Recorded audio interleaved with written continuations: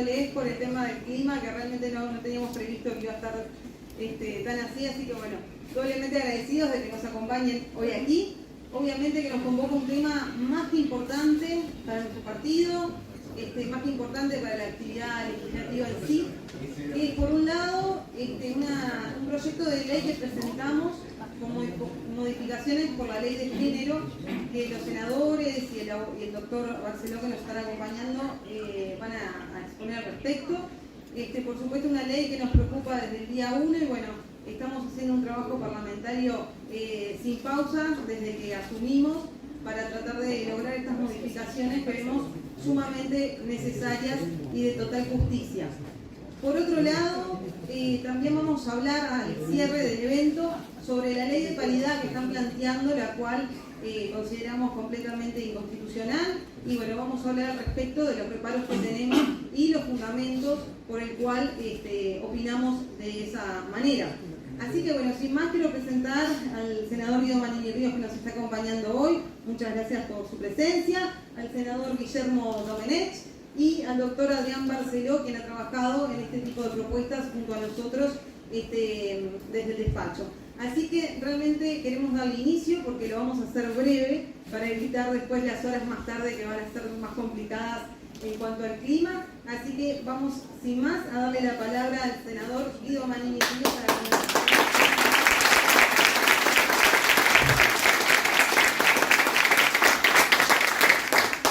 Bueno, buenas tardes a todos. No sé cómo se escucha. Bien.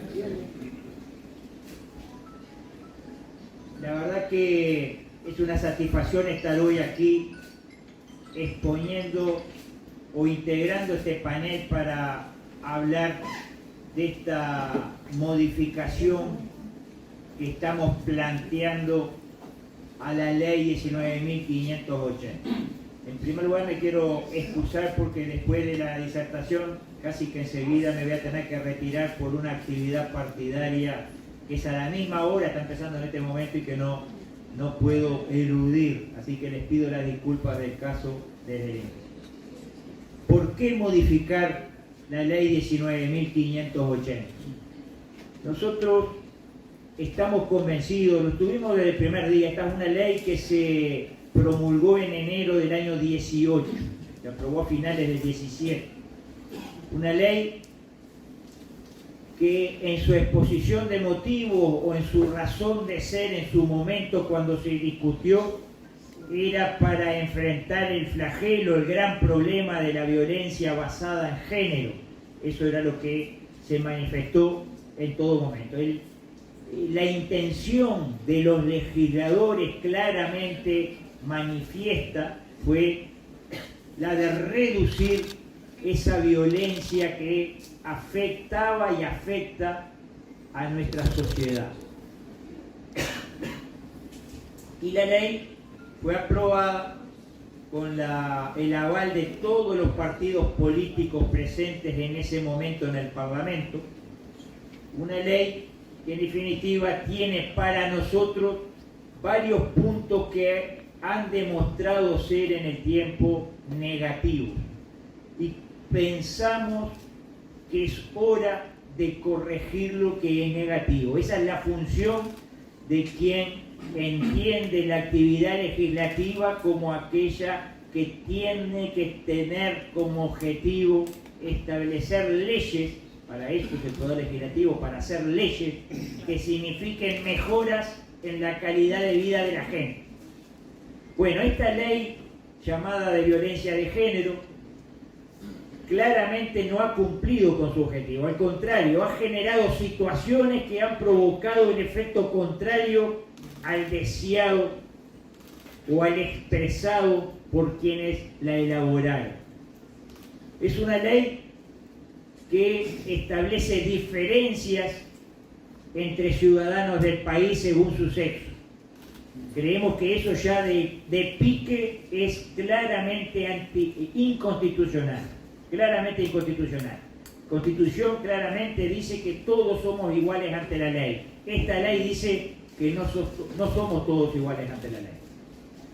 Esta ley ha generado situaciones dramáticas. Ha generado la separación de padres de sus hijos o de uno de los cónyuges de sus hijos, que en varios casos han contribuido o han sido el factor desencadenante de verdaderas tragedias a nivel de las parejas. Cuando a un padre le privan ver a sus hijos, a veces en base a denuncias infundadas, es común que pierda el dominio de sí mismo, o al menos ha sido frecuente que pierda el dominio de sí mismo y terminen en verdaderas tragedias que lamentablemente vemos en forma recurrente en nuestra vida pública. Nosotros entendemos que tenemos la obligación de mejorar este proyecto y por eso lo hemos planteado. Desde el primer día que estamos en esta actividad, yo diría desde inicios del año 20, venimos planteando la necesidad de ir cambiando esta situación. Hubo distintas situaciones o prioridades que nos fueron relegando en el tiempo nacional hasta que finalmente, hace pocos días, finalmente estuvo el proyecto Pronto, donde trabajó, y quiero reconocer en forma muy dura y muy clara el senador Domenech, que en cierta forma es quien realizó la redacción final de nuestro proyecto. ¿Y qué es lo que busca en general? ¿Qué cambios grandes introduce? Más allá de que el senador lo va a decir con más detalle y el doctor Barceló también seguramente lo va a expresar con mucho más detalle. Pero lo grande de acá son los grandes temas. Primero, derogar ese artículo que establece diferencias según el sexo. Somos todos iguales ante la ley. Eso es lo primero que propongo.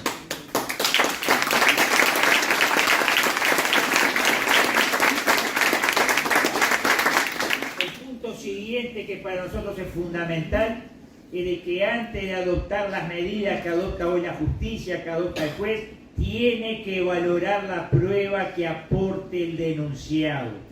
Por la ley actual prácticamente es irrelevante las pruebas que pueda aportar el denunciado. Al ser denunciado es tratado desde el inicio como culpable. Ahora tienen que valorarse las pruebas que aporte el denunciado. Otro aspecto que consideramos acá es el tema de la vivienda o a veces el lugar de trabajo.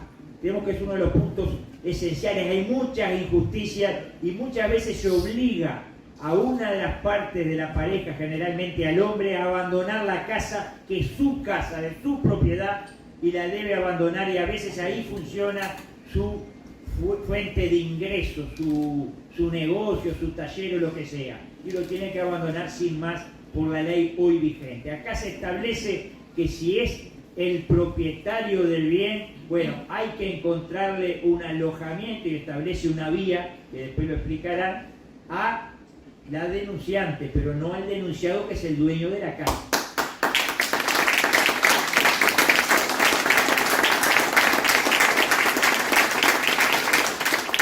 Y el cuarto aspecto al que me voy a referir antes de terminar esta breve exposición es establecer el delito de calumnia o de falsa denuncia o falso testimonio. Es decir, aquella parte de la pareja que denuncie falsamente y eso se compruebe que fue hecho intencionalmente, será pasible de responsabilidad penal y tendrá una...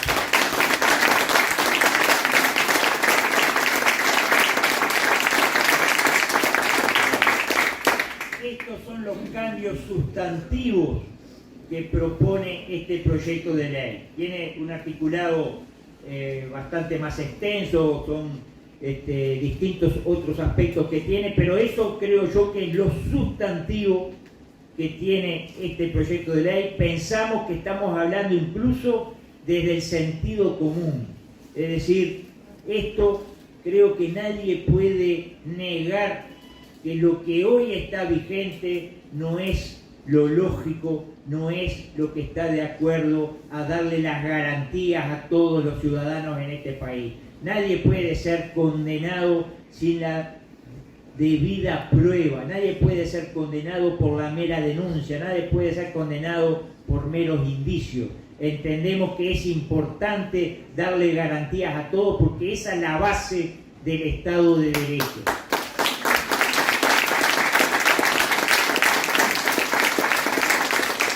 La ley 19.580 no da garantías a los ciudadanos de este país. Yo creo que es gravísimo. Solamente en el marco de una ideología de género que se viene imponiendo en Occidente desde hace varios años, esta ley puede estar todavía hoy vigente sin que a nadie se le hubiera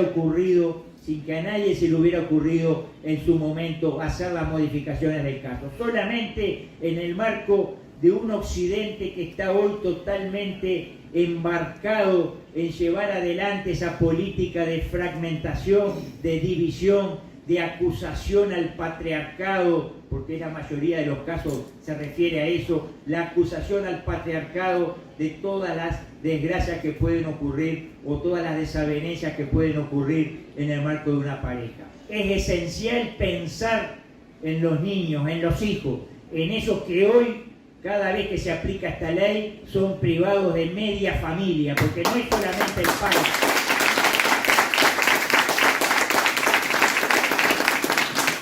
No estamos hablando solamente del padre, sino de toda la familia paterna, abuelos, tíos, etcétera, primos, etcétera, que prácticamente pierden de la noche a la mañana el contacto con esos niños que en definitiva son las víctimas finales de esta ley 19.580. Es hora de cambiar, espero que el sistema político esté a la altura de las circunstancias, se sensibilice con estos cambios que se proponen desde la lógica y desde la defensa de un Estado de Derecho. Nosotros vamos a hacer todo lo que esté a nuestro alcance para lograr esas mayorías necesarias para introducir estos cambios. Así que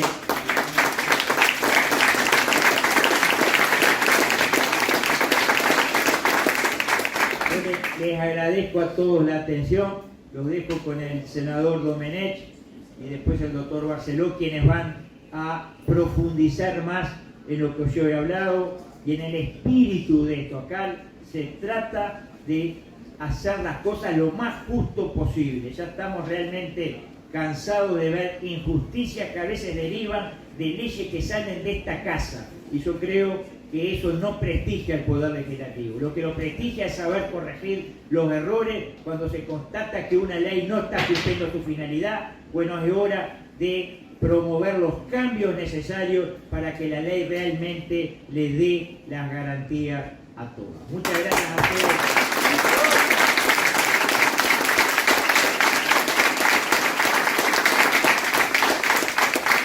Muchas gracias por la atención de esta noche. Bueno, estimados amigos, en primer término mi agradecimiento a la diputada Silvana Pérez Bonavita. No es la primera vez que se invita a hacer uso de la palabra ante la concurrencia de sus amigos y de las personas que la rodean. Y mi agradecimiento a la diputada también, porque es muy importante que pensemos colectivamente lo que está sucediendo en el Uruguay y en el mundo. Yo me pregunto, ¿la ley 19.580 es una mala ley? Y me respondo, sí, es una mala ley. Pero seguramente nuestra legislación está compuesta de decenas de leyes que tienen defectos o que no son convenientes. Pero pocas leyes, como esta ley 19.580, responde como un instrumento de lo que yo llamo la revolución mundial. En algún momento en el mundo, como motivo de revolución, se esgrimieron razones de orden político o económico. Yo recuerdo cuando era joven, y de esto ha pasado mucho tiempo, década del 70, que los revolucionarios hablaban de la reforma agraria, hablaban de la nacionalización de la banca, de la nacionalización del comercio exterior. Eran reclamos yo diría que tenían un trasfondo más que nada económico.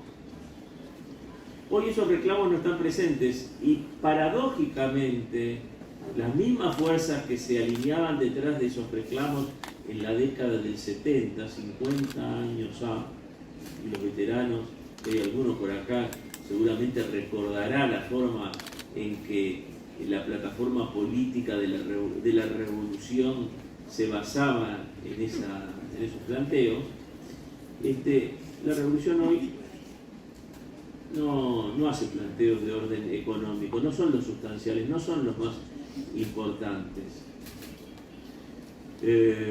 Más, yo le diría que han tenido la oportunidad de gobernar y han hecho todo lo contrario a lo que planteaban en aquella época. Han generado el proceso de concentración de la riqueza más importante del siglo XX y del siglo XXI.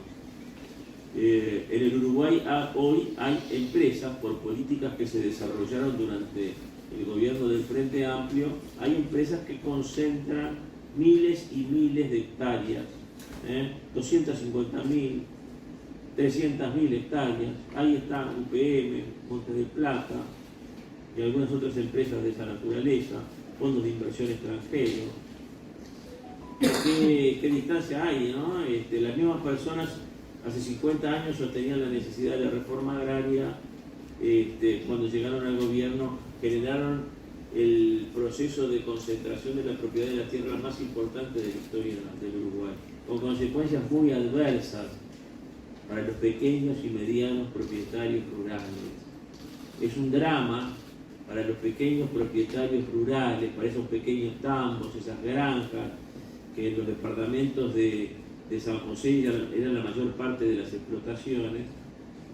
Ver que hoy fallece el titular, quedan dos hijos, uno quiere trabajar la tierra, el otro no quiere trabajar, y el que la quiere trabajar no puede acceder a comprarle al que no la quiere trabajar, al que quiere irse para la ciudad, porque los precios de la tierra hoy son inaccesibles para los pequeños y medianos productores.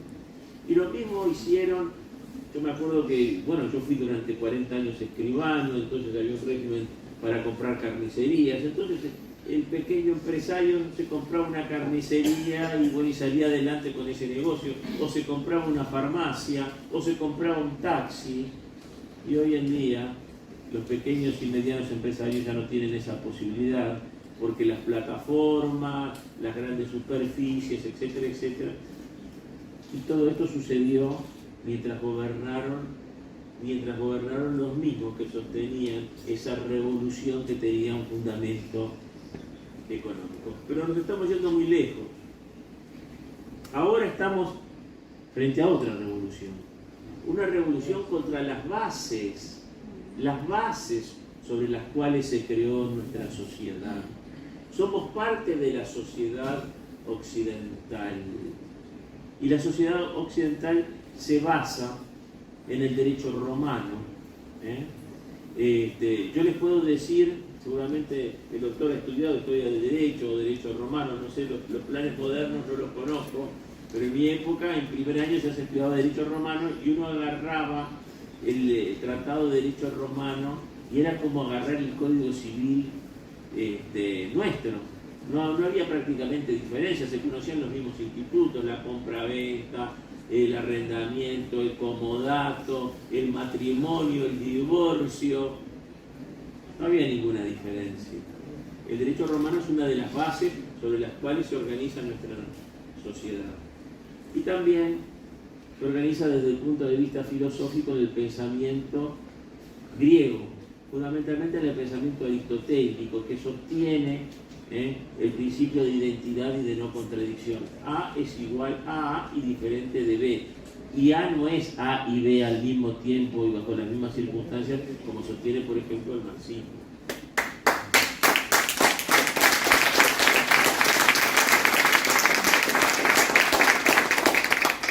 Las cosas no son lo que son y a su vez su contradicción. Y por último, y algo que es muy importante, somos herederos de la tradición cristiana, los que son creyentes y los que no somos creyentes.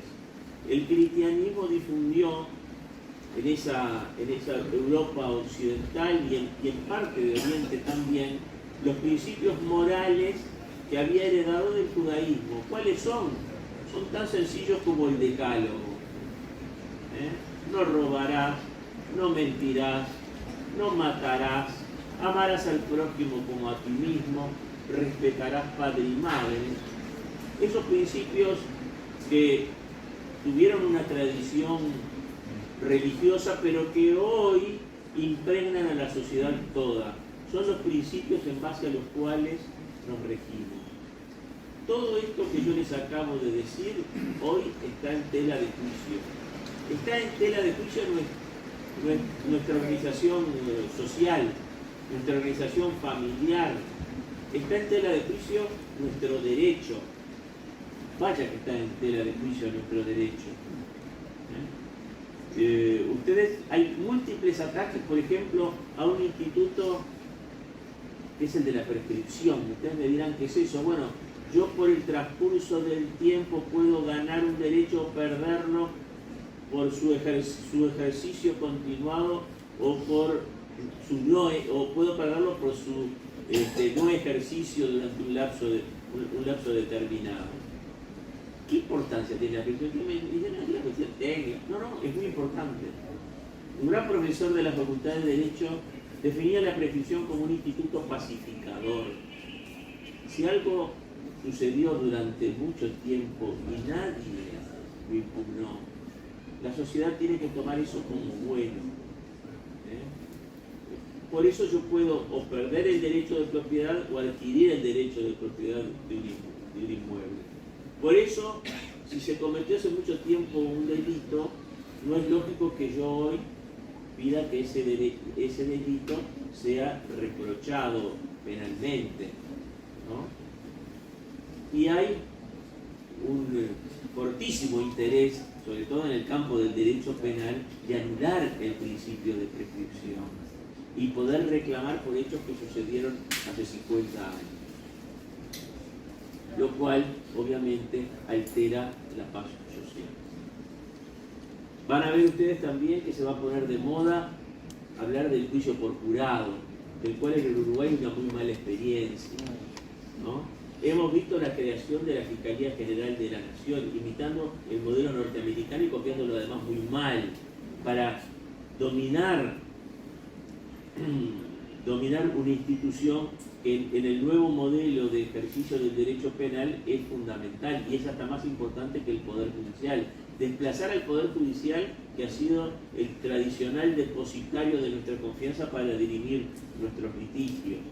Como ven ustedes, acá hay una guerra impresionante, una guerra, yo diría, doctrinaria y política contra las bases de nuestra organización social. Y es muy importante para quienes están en esa trayectoria revolucionaria destruir la familia. Es muy importante.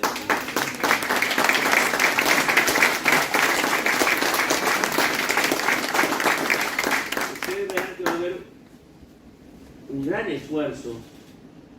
esfuerzo para que los niños sean apartados de sus padres.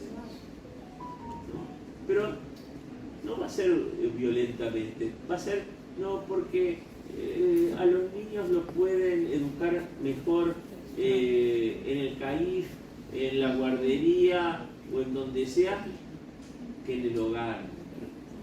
Bueno, nosotros sabemos que hay casos en que eso puede ser cierto, pero no es una verdad generalizable, absolutamente generalizable. No hay mejor escuela que la de la casa.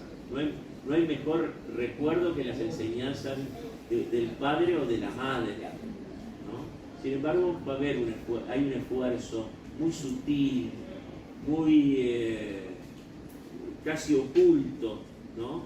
Por generar políticas que aparten a los niños de sus padres. Y en esta ley 19.580 hay una forma de hacer eso.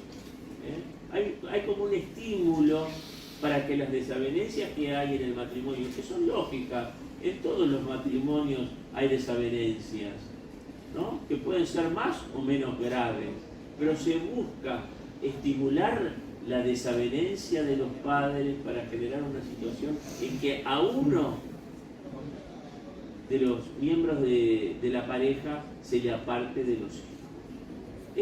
Ese es el objetivo fundamental. Generar una discordia entre hombres y mujeres. Todos los que estamos acá, sin excepción ninguna, por más adelantos de la ciencia moderna, somos fruto de un acuerdo entre un hombre y una mujer. Porque la generación espontánea no la conozco, ¿no? ¿Qué sería si desde los tiempos de Adán y Eva o de los primeros pobladores de la tierra no hubiera habido acuerdos entre hombres y mujeres? Si no hubiera habido una coexistencia pacífica, para hablar en términos modernos, si no hubiera habido armonía entre los dos sexos. Ahora hablamos de género. Para mí el único género es con el que me tengo hecho los pantalones y el saco. Pero bueno, lo que yo reconozco son los sexos. Después, las conductas sexuales son un problema privado de cada uno, ¿no?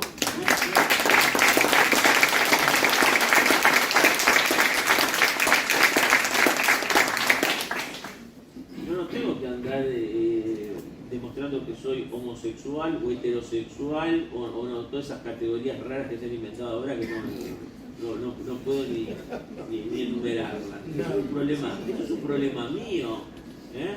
O es un problema de cada uno de ustedes, la conducta sexual que han adoptado. Pero es una forma también de dividir, porque una de las razones de este proceso cultural, de esta revolución cultural, es poner cuñas donde sea, y particularmente en la familia, entre hombres y mujeres, entre homosexuales y heterosexuales, entre las diversas conductas que en materia de ejercicio del sexo se puedan imaginar. Porque bien dijo alguien, dividir para reinar, porque una vez que estemos profundamente divididos, una vez que seamos sometidos a condiciones similares a los de los animales en nuestra convivencia, quizás estos grupos de iluminados, que yo no sé si responden a grupos de grandes capitalistas o simplemente de algunos extraviados mentales, van a indicar el nuevo orden a seguir. Y acá en Uruguay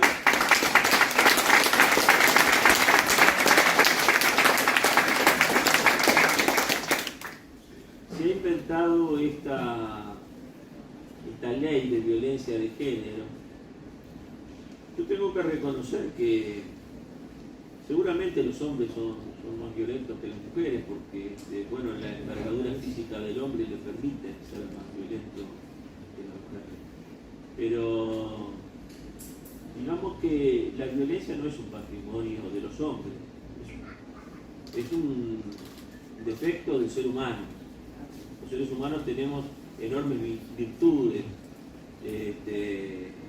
Está acá el doctor Robinson Rodríguez, que nos podría hablar largamente sobre lo complejo que somos hasta desde un punto de vista físico, ¿no? El extraordinario orden que hay en nuestros cuerpos, ¿no? Que podemos decirle a nuestra mano que se abre y que se cierra, que escriba y que borre, y a nuestras piernas que nos permitan levantarnos y caminarnos, y todo eso es el producto de una armonía extrema entre nuestros músculos, nuestro esqueleto, nuestro sistema nervioso. Somos producto de esa armonía. Y esa armonía tiene que reinar también entre las relaciones entre los seres humanos, porque somos seres sociales. No hay nada más desvalido que un recién nacido. Ninguno de nosotros acá estaría vivo si alguna persona no bien nació, no le hubiera dado de mamar, no le hubiera alimentado de alguna forma, no le hubiera dado calor, no le hubiera enseñado a caminar, a hablar, etc. Tenemos la imperiosa necesidad de vivir en sociedad para colmar todas nuestras deficiencias. Tenemos cosas maravillosas, pero también tenemos deficiencias. Y la vida en sociedad es la que nos permite eso. Y si hay una institución que ha sido exitosa a lo largo de toda la humanidad, es precisamente la institución familiar.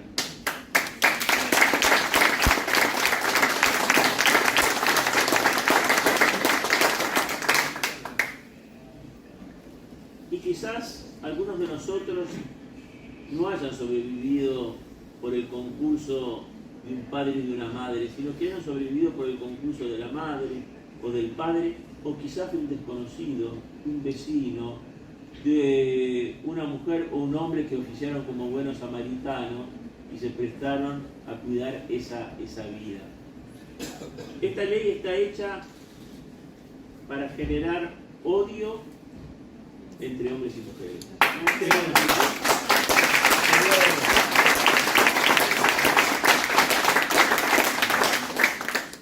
No tengo ningún reparo en decirlo de esta forma cruda y sencilla como lo estoy expresando en este momento. Es una ley terrible, muy grave, porque si algo necesitamos en el país es generar armonía, darle a los niños, se habla mucho de la pobreza infantil, pero no se habla de la necesidad que tienen nuestros niños de tener padres y madres que los apuntalen en el inicio de la vida, que los aconsejen, que los acompañen, que los ayuden a madurar, que los ayuden a pensar, porque nadie quiere más a un hijo que sus padres. Puede haber algún padre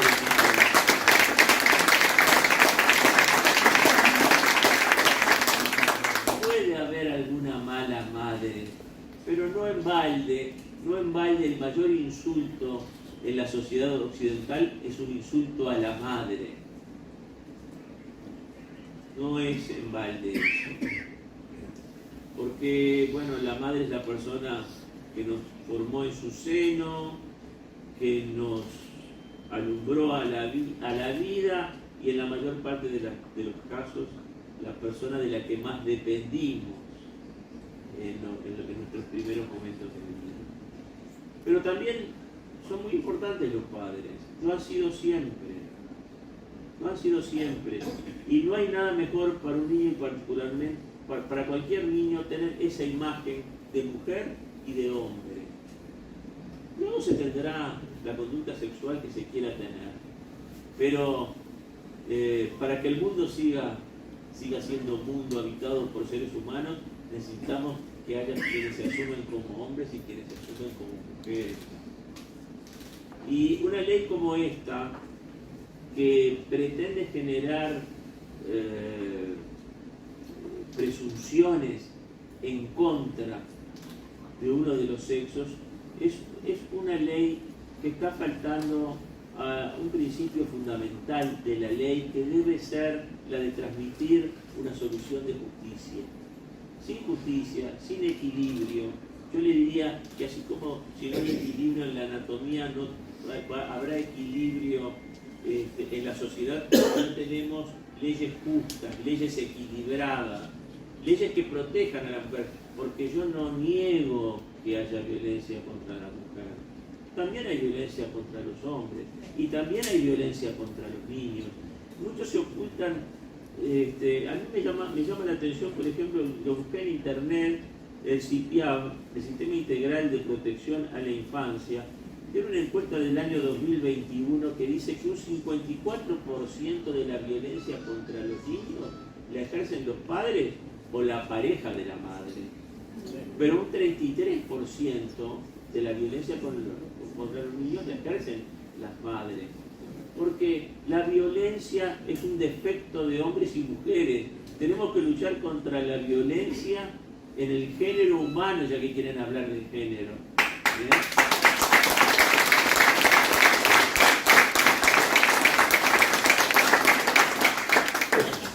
Todos a veces tenemos algún arranque violento.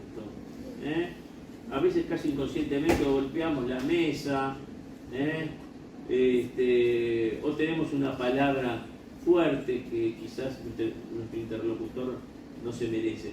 Y esa es una de las cosas que yo diría que más me preocuparon de la ley 19.580. Yo digo que si nuestro proyecto tiene algún mérito, es pretender restaurar en nuestro derecho el principio de inocencia. Soy inocente hasta que se pruebe lo contrario.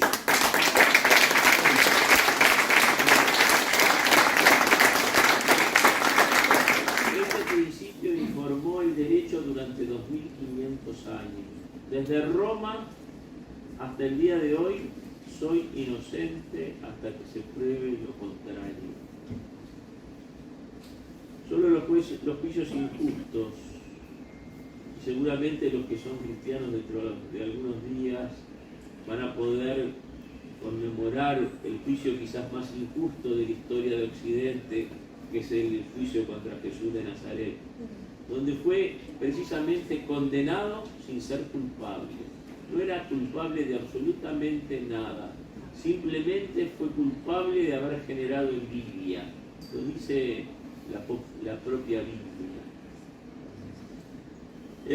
Yo diría que ese que es el juicio más notorio de toda la historia de la humanidad se ha repetido decenas de veces en nuestro país y ha habido muchos Cristos, quizás sin sus virtudes, pero también con su inocencia, que han sido declarados culpables antes de poder probar que eran inocentes.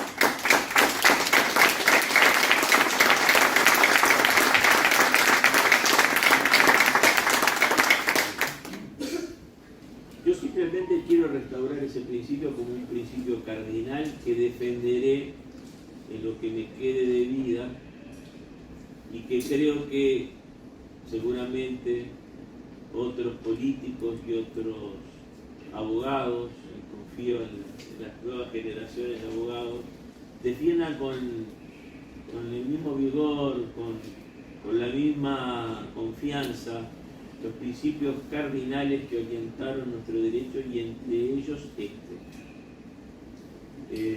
esa es yo diría, la mayor preocupación que tengo al haber impulsado este proyecto de ley. Quiero haber sido claro. Le voy a dejar al doctor Adrián Barceló que hable quizás de aspectos más técnicos, pero para mí es muy importante conocer las ideas que trata de reflejar un proyecto, que trata de reflejar una ley, porque acá estamos en una contienda que es ideológica. Aquí hay, y se lo repito porque eso para mí es muy importante que quede claro, hay una guerra en contra de los principios tradicionales de nuestra sociedad. Esto no es casualidad, este es nada más que un epítome, nada más que una muestra, nada más que, yo diría, un accidente de esta guerra que se está desarrollando contra la justicia y la convivencia. Esta es una guerra contra la relación armoniosa de hombres y mujeres, y si ustedes quieren, porque es más claro, esta es una guerra contra la familia, que yo, de acuerdo a lo que dice nuestra Constitución, pero antes que nuestra Constitución, lo ha dicho siempre Occidente, es una institución básica y tremendamente necesaria, porque aquí no hay nadie nacido por generación espontánea, aquí todos nacimos de alguna relación familiar, de alguna relación entre hombres y mujeres, y yo aspiro a que algún día desde algún otro lugar yo pueda seguir viendo a las nuevas generaciones y que no estemos asistiendo, como algunos pretenden, a una especie de holocausto de la especie humana.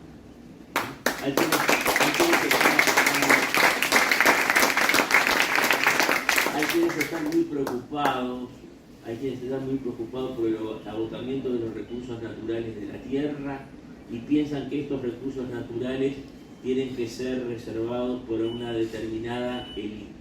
Y para eso es necesario destruir la familia, evitar la procreación y generar condiciones adversas, sobre todo para estos pueblos, ¿no?, que tienen el privilegio de estar asentados quizás sobre las tierras más fértiles del mundo.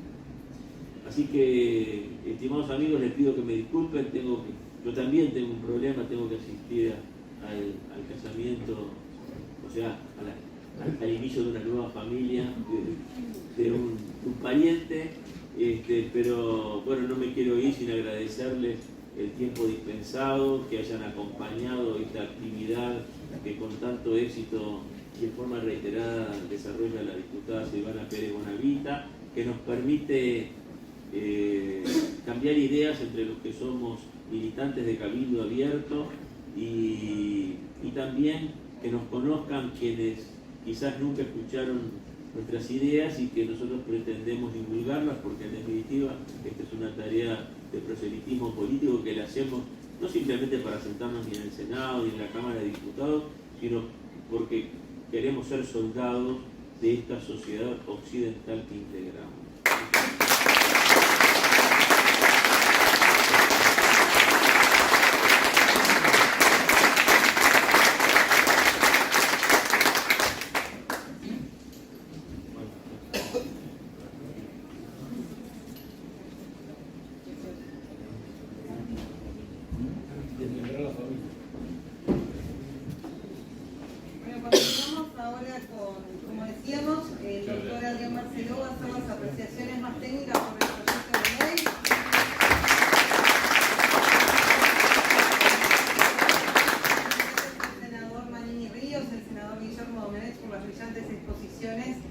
Donde siempre, la verdad, son libros abiertos y uno siempre aprende muchísimo por escucharlos, así que más que agradecida por el tiempo brindado. Ahora sí, Adrián, adelante.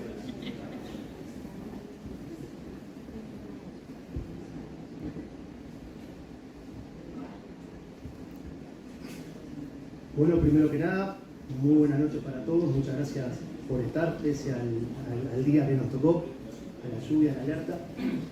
Agradecerle a Silvana por organizar el evento y por convocarme también, por invitarme para participar de este panel, no solamente junto a ella, sino también con el senador Domenech, el senador Manini. Y una cosa que hay que destacar, antes de empezar un poco con el análisis de la ley, es que con el día que tenemos hoy, la sala está llena, lo que demuestra que a la gente le interesa este tema. Y destacar también la participación de mujeres en el día de hoy, y no es porque sea feminista, porque sea algo que afortunadamente no soy, es feminista, pero sí la presencia de tantas mujeres en la sala nos tira nuevamente abajo el verso del patriarcado, porque este es un tema que solamente me interesa a mí y no me interesa a mí.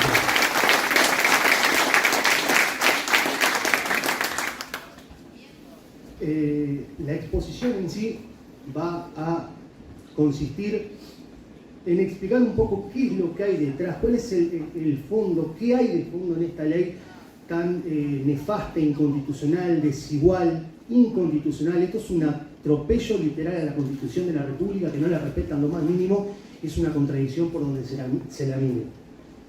Primero que nada, una breve introducción muy pequeña de la normativa que teníamos anteriormente. En el año 2002 se aprueba la Ley de Violencia Doméstica en nuestro país. Una ley que contemplaba absolutamente a todos, contemplaba a la mujer, contemplaba al varón, contemplaba al niño y contemplaba a las personas mayores. No obstante, mentes iluminadas y valiéndose del patriarcado, de la teoría de género y todas estas cosas raras que conocemos hoy en día, empezaron a gestar un proyecto inconstitucional de ley de violencias en la mujer basada en género, que lejos de disminuir la violencia y lejos de darle una mano a la mujer, se presta para todo lo contrario, para arruinarle la vida a un hombre inocente que no tiene la más mínima idea y tampoco tiene la culpa de muchas veces lo que se le acusa.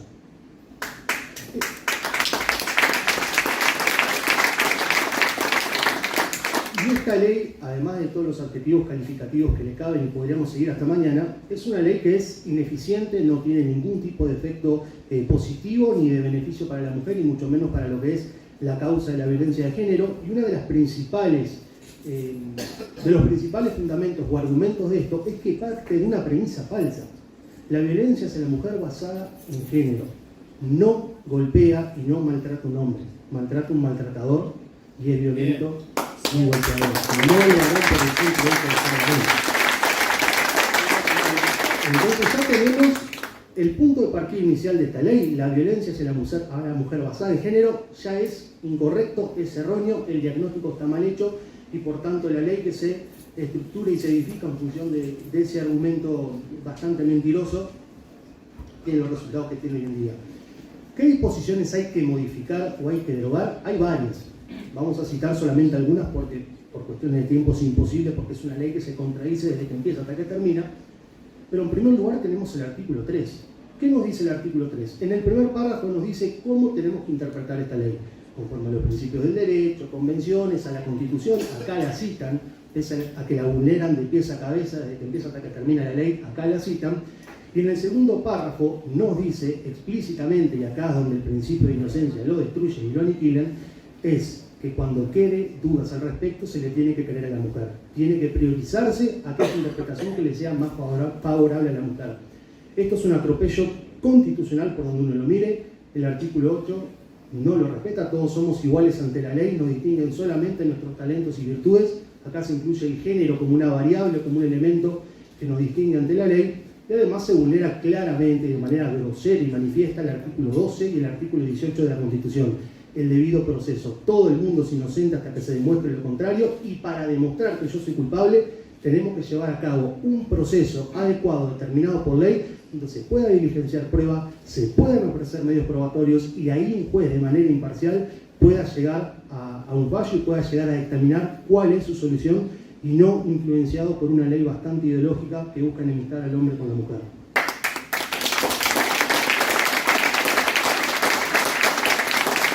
Después tenemos el artículo 6, que también es otro disparate. El artículo 6 tipifica los distintos tipos de violencia que existen en nuestro país. La ley anterior, la que se aplicaba para todos, una ley que sí era igualitaria, tenía 4 tipos de violencia: la física, la psicológica o emocional, la sexual y la patrimonial. En eso estamos todos de acuerdo. Creo que nadie se puede oponer a que ese tipo de violencia esté justamente sancionado, castigado y penado por ley. Sin embargo, el artículo 6 de esta ley demuestra que hay un gran talento imaginativo detrás, y se ha elevado este número de 4 tipos de violencia a 18. Es decir, el hombre solamente puede ser víctima y objeto de 4 violencias, mientras que la mujer tiene 18 tipos de violencia que la amparan. Es decir, de igualdad ante la ley, suerte y pila. Además de los tipos de violencia que ya estaban previstos antes, que esta ley lo único que hace es repetirlo y los incorpora como si fuera algo original cuando no lo es, traen algunos tipos de violencia que realmente es asombroso y uno dice, hay que tener imaginación. La violencia simbólica. La violencia simbólica la tipifica, y yo también puse la cara cuando lo leí, la violencia simbólica la tipifica como aquella que se ejerce mediante mensajes, mediante símbolos, mediante íconos, mediante imágenes, sean políticos, sociales, económicos, culturales, religiosos. Acá meten la religión, después nos dicen que no hay que meterla, pero son ellos los que la meten a la misma ley. Y uno puede ejercer violencia simbólica, y obviamente puede tener las consecuencias legales. Por supuesto, si la violencia simbólica la ejerce el hombre, porque en la marcha del 8 de marzo colgaron una cabeza en una lanza, y sin embargo eso violencia de género no fue contra. Está aplaudido por eso. La violencia obstétrica, esto es una especie, es un invento que hizo esta ley de violencia de género, que en realidad también repite mucho lo que ya está consagrado en la inconstitucional y nefasta ley del aborto, de la mal llamada interrupción voluntaria del embarazo, porque no se interrumpe nada, sino que se termina con el momento reversible. Y cuando uno busca o fomenta que la mujer desista de interrumpir su embarazo, cosa que no es así, uno incurre en este tipo de violencia. Es innecesario porque ya estaba tipificado en una ley que, dicho sea de paso, es inconstitucional. La violencia laboral, la verdad, esto no tiene razón de ser porque ya estaba previsto el acoso laboral hace mucho tiempo, simplemente repite de nuevo como todo lo de género. Y acá hay una que realmente llama la atención, y posiblemente Silvana, cuando nos exponga sobre el inconstitucional y aberrante proyecto de paridad, vamos a poder enganchar con esto, que es la violencia política. La violencia política la tipifica como todo aquel acto que yo realizo para impedir que una mujer acceda al poder, que ejerza su cargo, que se postule. Y sin embargo tenemos una ley de paridad promovida por los mismos abanderados de de la teoría de género, que justamente limita un 50% el acceso de la mujer a la política. Entonces habría que preguntarse si con ese nefasto e inconstitucional proyecto no están cometiendo violencia política al amparo de la ley 19.580. Otro desastre, y digo otro porque todos los artículos son desastrosos, y esto se ve y lo veo particularmente como abogado, todos los días me llegan casos de este estilo, estoy acostumbrado a verlo hasta el cansancio en los distintos juzgados, que es el tema del abogado de oficio. Si la mujer no tiene abogado, el Estado le pone uno, tiene abogado el día de la audiencia y sin embargo el varón no tiene que enfrentarse solo contra el mundo, defenderse con uñas y dientes frente a un juez y frente a una contraparte que va a estar debidamente asistida y no va a poder ejercer su defensa como corresponde. Esto, además de ser una vulneración de manera grosera y manifiesta al artículo 8 de igualdad ante la ley, es un atropello al debido proceso, a los artículos 2 y 18 de la Constitución de la República, y lejos de proponer, por supuesto, la igualdad de género, incita a una superioridad de la mujer respecto al hombre de manera injustificada. Después tenemos también el artículo 65, que es otro que la verdad se le va un poco la mano, que habla de las medidas cautelares que se pueden adoptar. En eso está la prohibición de acercamiento, que muchas veces a los efectos de garantizar su cumplimiento se suele acudir al dispositivo de la tobillera electrónica. Esto en la práctica no se respeta porque a uno le ponen tobillera por cualquier ridiculez, basta que la mujer diga que tiene miedo para que le pongan la tobillera, y después tenemos un uso irresponsable de las mismas al punto que la Suprema Corte de Justicia, que nadie lo dice, este año 2024 tuvo que exhortar a los jueces a que hagan un uso responsable de las tobilleras electrónicas, y en gran parte me parece, y lo digo a título personal, viene por este lado, porque no puede ser que el día de mañana a un chorro o un asesino no le podamos poner una tobillera electrónica porque si la usamos y la pusimos en un hombre que posiblemente es inocente, pero que con el solo testimonio de la mujer le pone una medida tan tajante y tan drástica. Y a su vez es una ley que, y esto me acuerdo de lo que digo, es una ley que tiene muchos beneficios para la persona que denuncia. Un poco más e incita a la persona a que haga la denuncia, aunque esté más armada que Rambo, porque es así. Y acá yo puse solamente algunos por una cuestión de tiempo, porque si no podríamos estar 4 meses. La mujer que denuncia por violencia de género, de conformidad con el artículo 40, tiene una licencia de 48 horas paga. Si se adopta una medida cautelar, no se la puede despedir del trabajo por 6 meses. Y si el patrón o empleador la despide, por machista y patriarcal, va a tener que, aparte de abonar la indemnización por despido, pagarle 6 sueldos. Eso es...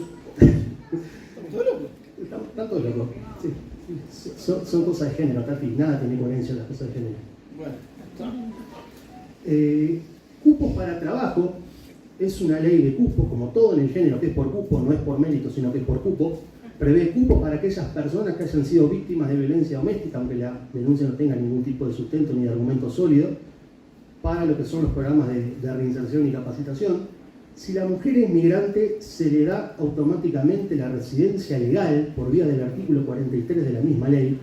Y esto claramente pone incluso a muchas mujeres en situación de desigualdad, porque hay muchas mujeres migrantes desesperadas por una residencia legal y sin embargo una mujer con cero escrúpulo que va y le enchufa una denuncia falsa su nombre la consigue automáticamente por parte del Poder Ejecutivo. El retiro del hogar al denunciado, aunque sea el propietario. El derecho de propiedad, suerte en pila, la igualdad ante la ley, faltó un aviso. Y el sagrado inviolable, bueno, tampoco se hizo presente. Se le puede ceder el contrato de arrendamiento a la mujer si estaban alquilando. Y bueno, acá no mata a 2 pájaros de un tiro, sino que mata a 3. En el artículo 67. Se obtiene en una sola audiencia, que se toman los 72 horas de efectuada la denuncia, una pensión alimenticia para la mujer y para los hijos.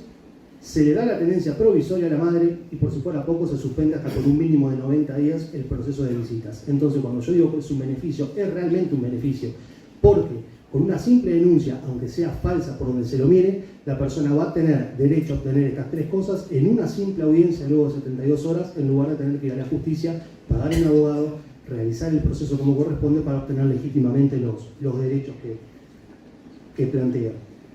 Y otra cuestión más es que las mujeres pueden ir con acompañante. Por si fuera poco, no van solas, van con abogado y van con acompañante. El varón, por supuesto que esto no corre, tiene que ir solo. Y el acompañante puede entrar con la víctima, incluso con la supuesta denunciante, y digo supuesta o presunta, porque hasta que no se demuestre su culpabilidad o inocencia, tenemos que hablar de esa manera, pese a que la ley no lo cumple, puede ingresar con ese acompañante y que esté en todo momento. El varón suerte en pila, muchas veces va sin abogado, el 90% no tiene abogado, no lo digo yo, lo dice el Poder Judicial en sus estadísticas, y tiene que estar solo frente al mundo y encima ni siquiera con un acompañante de su confianza. Y uno se pregunta, todo esto, esta ley tan nefasta, tan contradictoria, inconstitucional, desigual, aberrante, ¿ha servido de algo? Y la respuesta es no. Si nosotros miramos el año 2019, cuando ya había transcurrido un año de que esta ley se aplicaba, teníamos 32.836 denuncias. El año pasado, el año 2023, 43.245.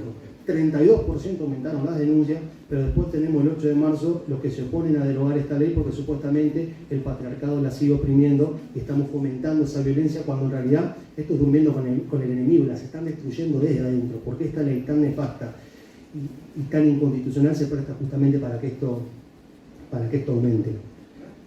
Para ir terminando, para ir cerrando, ¿cómo estamos luchando en Uruguay para combatir a la violencia de género? Ya vimos que el diagnóstico es cerrado. La violencia es hacia la mujer por el simple hecho de ser mujer. El hombre es un ser malvado, despreciable, que vulnera, atenta y agrede a la mujer por el simple hecho de que es mujer y él es hombre. El patriarcado, el machismo y todos los inventos raros que hoy tenemos. ¿Qué se está haciendo a modo de política pública para poder solucionar esto? Tenemos InMujeres, el Instituto de la Mujer, que es el órgano rector encargado de las políticas a los efectos de disminuir la violencia. Yo acá les traje algunas, solamente algunas, porque la verdad que por una cuestión de tiempo no va a dar, pero que llaman poderosamente la atención cuando uno las empieza a ver. InMujeres organizó un espectáculo cultural en Tararira para disminuir la violencia de género. Se hizo una performance sobre mujeres migrantes en Maldonado. ¿Esto cómo va a disminuir la violencia de género? No tengo ni la más pálida idea, pero está previsto y lo hacen con la nuestra.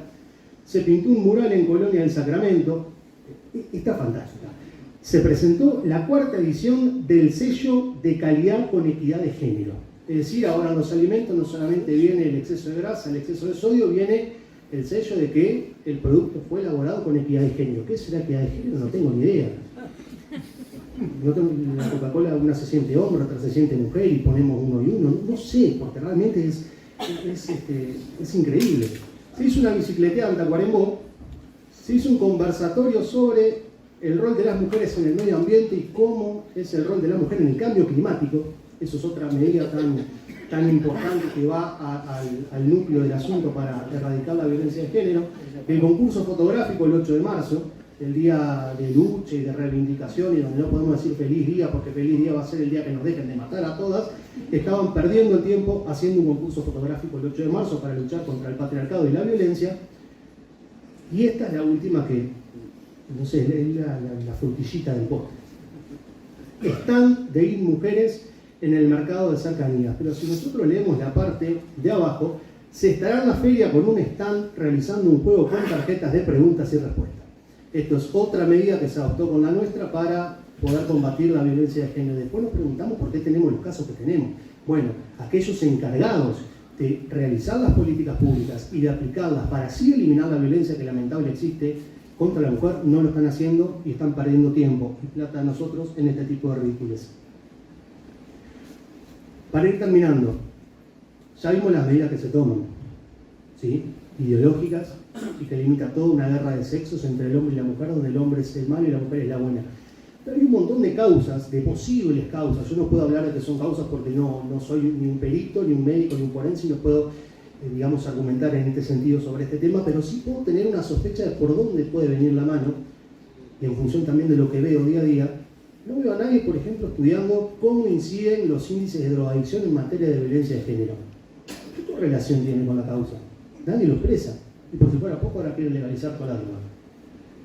Patologías psicológicas o psiquiátricas, tanto que se interviene, yo lo celebro, en salud mental. Nadie está pensando en la salud mental de las mujeres y de las patologías psicológicas o psiquiátricas que pueden llevar al agresor o presunto agresor a cometer justamente un hecho tan aberrante como es el hecho de violencia, el consumo de alcohol, la violencia sufrida durante la infancia o durante la etapa escolar, en ese proceso de socialización que tiene el menor, va incorporando ese tipo de aspectos tan violentos y que muchas veces después se replican. El consumo de pornografía, esto nadie lo dice, está cabalmente comprobado, hay una gran cantidad de estudios científicos que avalan perfectamente este punto, este extremo que les acabo de mencionar. Y para ir concluyendo, y ya no les robo más tiempo y no los aburro más, ¿por qué es necesario modificar esta ley? Porque es inconstitucional, porque es aberrante, porque es nefasta, porque es desigual, vulnera de manera manifiesta la igualdad ante la ley, y es importante que haya un artículo que tipifique a la falsa denuncia de violencia de género como un delito, porque denunciar es un acto de responsabilidad. Entonces, si sos tan responsable para ir a denunciar, tenés que ser responsable para aguantarte las consecuencias después de denunciarte falsamente. La redacción actual es la del artículo 15 de la Ley de Tenencia Compartida, que no es de aplicación, no se presta para aplicar, porque para que sea un delito tiene que haber hijos de por medio y tiene que adoptarse una medida cautelar. La violencia es violencia a sí misma, independientemente si hay medidas o no, eso es una consecuencia, y lo de los hijos es un elemento circunstancial. Entonces, este proyecto que yo celebro que se haya presentado busca erradicar de raíz la falsa denuncia y que quien haya denunciado injustamente y falsamente, faltando a la verdad y mintiéndole también al Poder Judicial, porque le están mintiendo nada menos que a la justicia, se haga cargo. Y por último, y para terminar, y les prometo que con esto sí termino, las denuncias falsas existen. Hay mucha gente que dice que no, pero en realidad existen. Hay abogados que lamentablemente curran día a día con este tipo de negocio y la están juntando en pala porque denuncian falsamente a alguien sin importarle el tipo de consecuencias. No hay un ser humano, no hay una familia, no hay un niño que lo destruyen en vida, no hay una persona que la matan en vida, y lamentablemente están currando con este tipo de cosas. Entonces, aquella persona que nos diga que la denuncia falsa no existe, hay dos posibles lecturas a esto. La primera, no conoce la realidad, no conoce la norma, no conoce la práctica de los tribunales, o de lo contrario miente. Muchas gracias.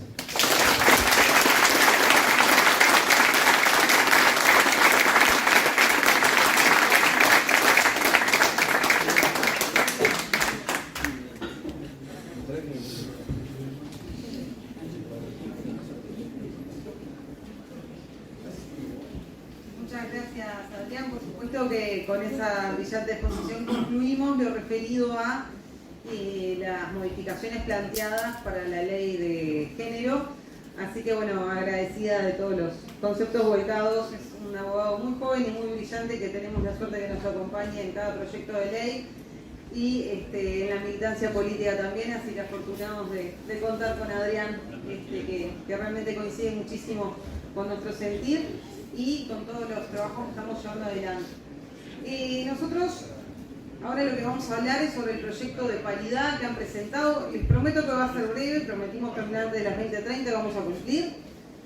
Este proyecto de paridad que nos preocupa es un proyecto que está impulsando el Partido Nacional en manos de, entiendo que es la legisladora Gloria Rodríguez, pero todas las legisladoras mujeres de la Cámara, no sé si en su mayoría, pero casi están apoyándolo, de todos los partidos políticos, a excepción de Cabildo Abierto. Al menos ninguna colega de mi bancada ha expresado estar a favor, así que realmente podemos decir que somos el único partido que no apoya este proyecto de ley.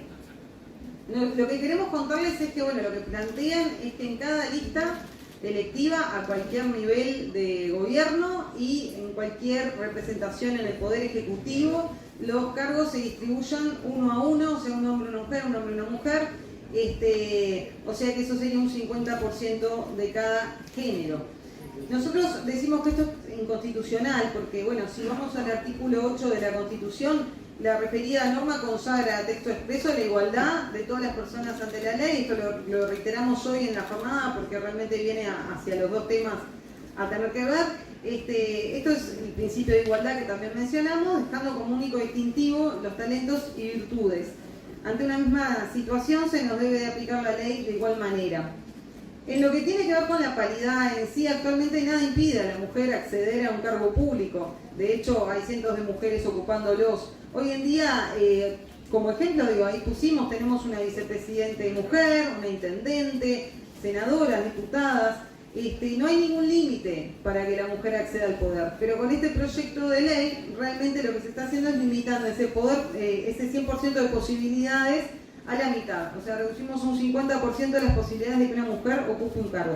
Digo, si la preocupación fuera la participación de las mujeres, ¿no? Si lo que impulsa realmente el proyecto de ley fuera eso y no mantener la banca. Pero bueno, vamos a hacer de cuenta que la preocupación es genuina y bueno, realmente la ley estaría produciendo el efecto contrario. La inconstitucionalidad, como decíamos, se ve reflejada en tanto se vulnera el artículo 8, agregando al género como una nueva causal de distinción de los habitantes ante la ley. Ya no nos van a diferenciar los talentos y virtudes, sino que el género pasaría a ser un factor crucial al momento de diferenciarnos en el trato legal. El proyecto atenta contra los méritos, la capacidad, la trayectoria, la idoneidad, la formación, la preparación, entre otras cualidades de las que puede valerse el votante al momento de elegir. Se pretende incluir el género como elemento distintivo y determinante para acceder al poder o mantenerlo. No se está persiguiendo la igualdad de la ley, por el contrario, se busca la igualdad mediante la ley, o sea, usar este instrumento para lograr sus objetivos personales. Totalmente distinto, ¿no? Lo que lamentablemente se ha apropiado la ideología de género para hacer estragos en todas partes del mundo. Esto lamentablemente Uruguay no es ajeno, se viene viendo en muchos países. Lo que decíamos sobre la vulneración de derechos y libertades fundamentales de una nación al solo efecto de complacer los caprichos de una minoría que manifiesta sentirse oprimida por un sistema al que considera injusto, pese a que se les respete en todos sus derechos y libertades fundamentales. Si no fuera así, yo no estaría sentado hoy acá y el cartel no diría representante de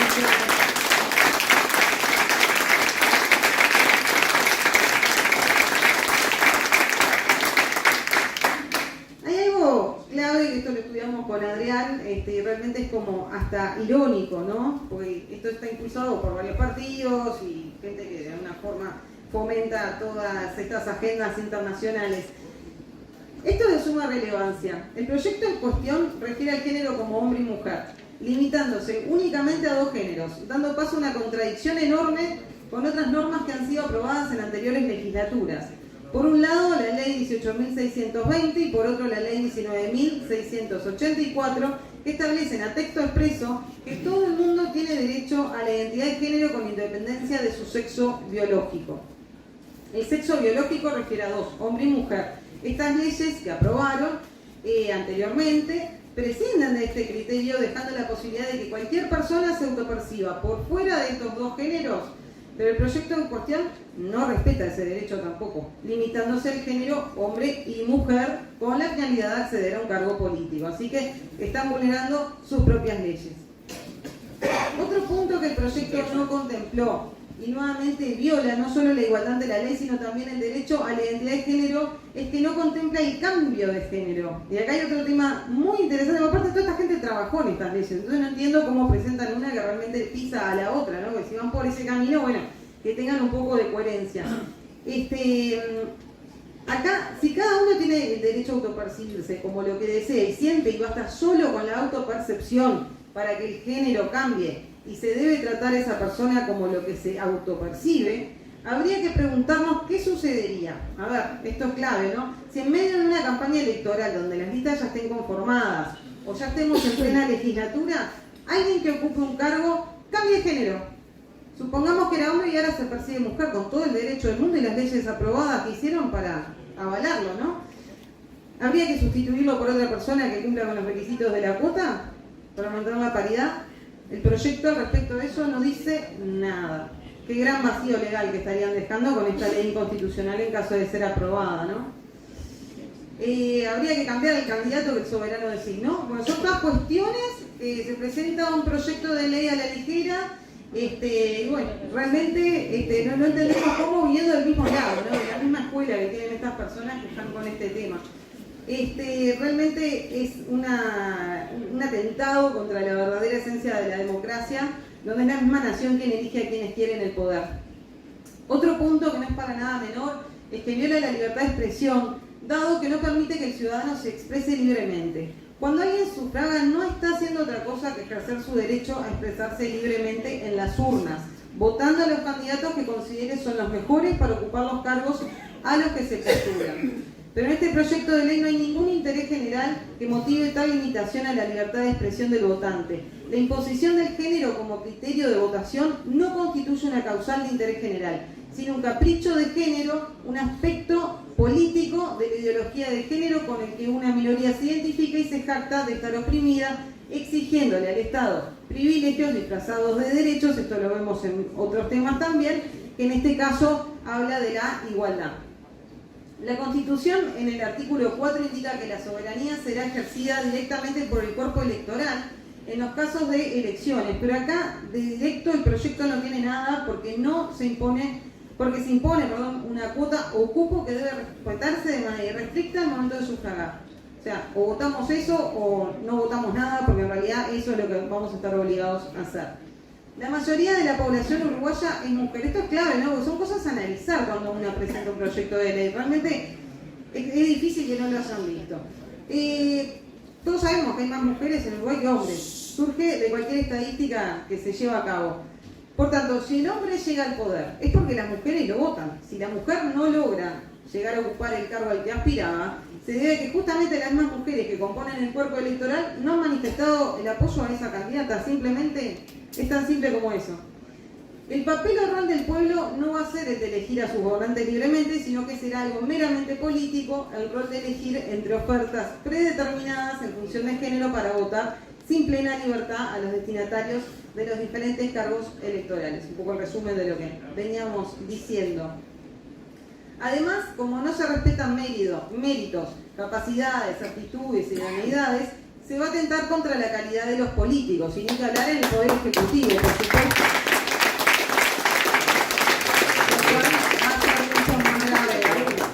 Porque ese político fue elegido porque escuchó a la opinión pública en sus reclamos, necesidades, demandas, valores, gustos, aspiraciones, y acá tenemos miles de ejemplos más. El pueblo con el voto en mano elige a quien lo represente o identifique mejor en esos tantos aspectos, y así debería ser y no deberíamos estar obligados a hacer lo contrario. Con este proyecto se va a tener que elegir no a quien más lo represente o identifique, sino a quien respete el cupo de género ilegítimamente impuesto. Esto hay que grabárnoslo porque es así. Esto se está desnaturalizando por donde se lo mire, el derecho al voto libre, obviamente. Para ir cerrando, les prometí ser breve, por eso leí bastante el material y no entré en tantas apreciaciones personales, pero bueno, yo encabecé mi propia lista, yo la cargué a la Corte Electoral, de hecho tenía más mujeres en la lista que hombres y a veces precisaba más credenciales de hombres y tenía que en el momento, por la cuota que ya existe lamentablemente, que es el 2-1, estar cambiando en ese sentido. O sea, jamás me di por género a nadie. Nosotros políticamente trabajamos por capacidad, por trabajo, por militancia. O sea, me parece que son las cosas que hay que tener en cuenta. Realmente este tipo de leyes no sé a quién beneficia. Lo único que se logran es quitar las libertades del votante, eso ya lo repasamos, y si quisiéramos, hoy ya no podríamos presentar una lista que solo incluya mujeres con la cuota que ya existe. Y con la paridad 1 a 1, por supuesto que van a ser muchas menos. Lamentablemente, como decíamos, Uruguay no es ajeno a estas modas, esto viene muy de la mano del tema anterior, ¿no? Siempre se encuentran legisladoras haciendo fila para cumplir con ciertas agendas. Ningún partido ha sido ajeno a este fenómeno, a excepción de Cabildo Abierto. Es un partido que no cuenta con ningún tipo de limitantes para la mujer, de hecho lo hemos demostrado en varios momentos electorales.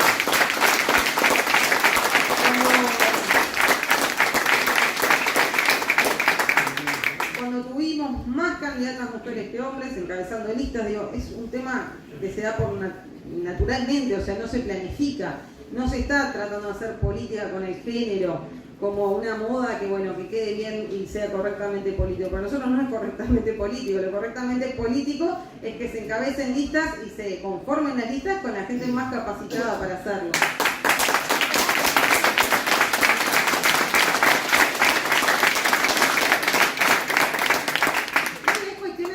Común, ¿no? A todas estas legisladoras, por parte de son las mismas mujeres lo que lo proponen, lo que lo hace más horrible a uno, o sea, realmente es terrible. A todas esas legisladoras que buscan abrir, tenemos algunas sugerencias para hacerle, ¿no? Porque abrir el paso hacia el poder con estas imposiciones no está bien, directamente es inconstitucional y no está bien.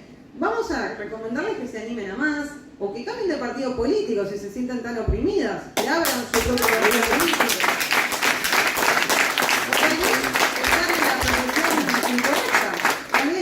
No están aptas para hacer políticas, porque bueno, realmente capaz que se tienen que dedicar a otra cosa. Yo creo que en toda actividad, para lograr nuestras metas, hay que tomar riesgos. Eso es clave, para alcanzar las metas de cada uno. Y bueno, capaz que la clave para ellas está en empezar a liderar sus propios movimientos políticos y no estar oprimidas por estos hombres políticos que no las ponen en la lista donde quieren.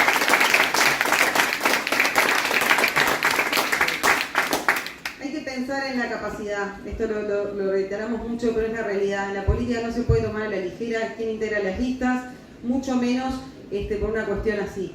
La capacidad, la idoneidad, el liderazgo en el trabajo y el esfuerzo, antes de imponer propuestas tan absurdas e inconstitucionales. Como mujer política siento vergüenza ajena que otras mujeres, como decía recién, sean las que están presentando esto, y sientan la incapacidad de poder llegar a lo más alto por mérito propio y necesiten un refugio de cuotas que les recuerde día a día que sin eso no lo hubieran logrado. Realmente es muy doloroso como mujer ser testigo de esto que estamos poniendo y de lo que está pasando. Realmente tengo un montón de sugerencias para hacerlo. Lo que pasa es que a veces no me hablan, porque como no estoy de acuerdo, no soy del grupito de la cuota y bueno, capaz que no me escuchan. Bueno, nada, quería terminar diciendo que lo que se necesita son más agallas y esfuerzo y menos proyectos para la tribuna.